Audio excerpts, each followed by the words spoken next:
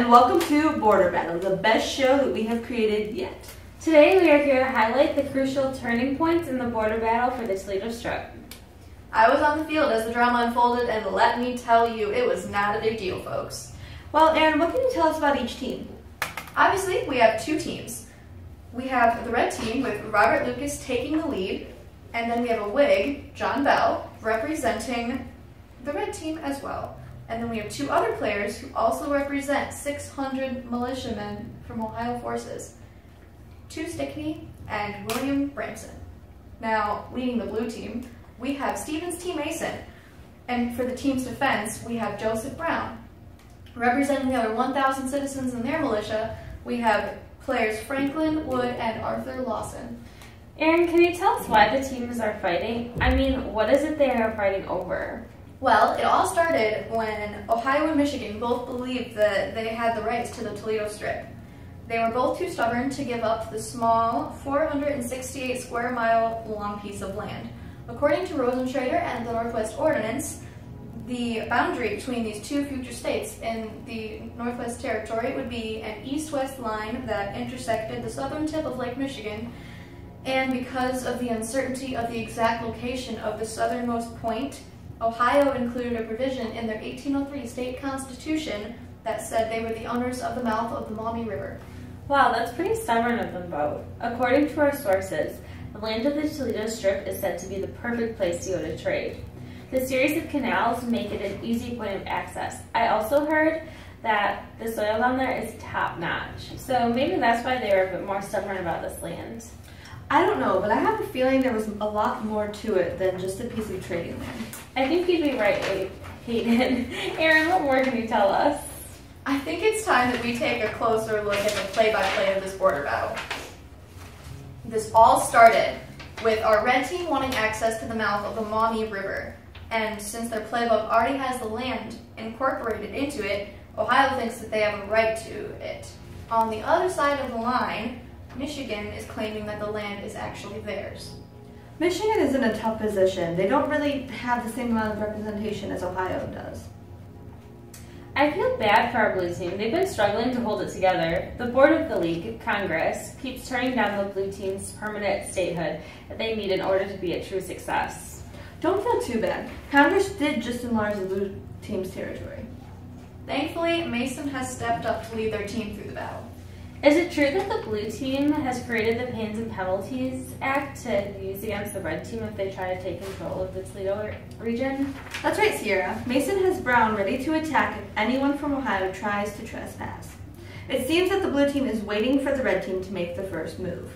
Don't be fooled. Just because they aren't acting doesn't mean they are preparing their teams for the worst. We just got an update.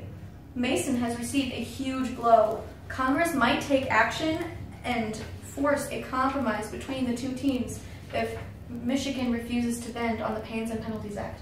Are you saying that on the red team, Lucas has plans to take control of the Toledo Strip?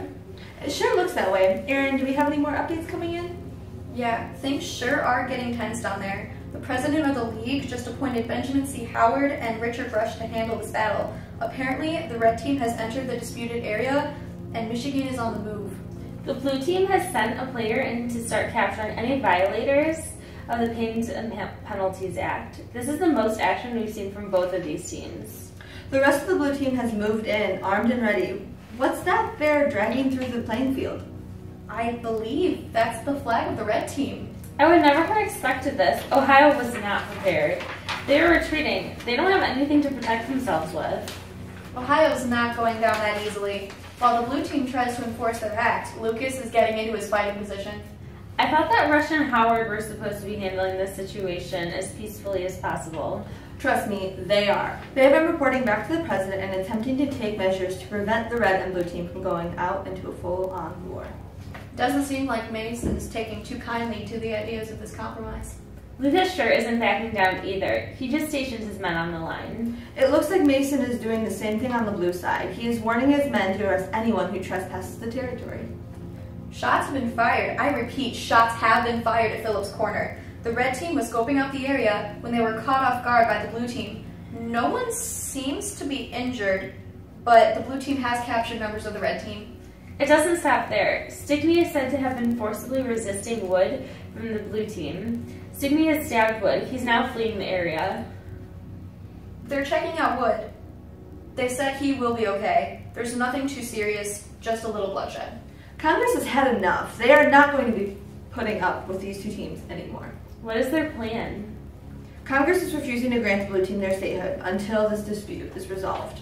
They seem to be drafting some ideas on how to handle this situation.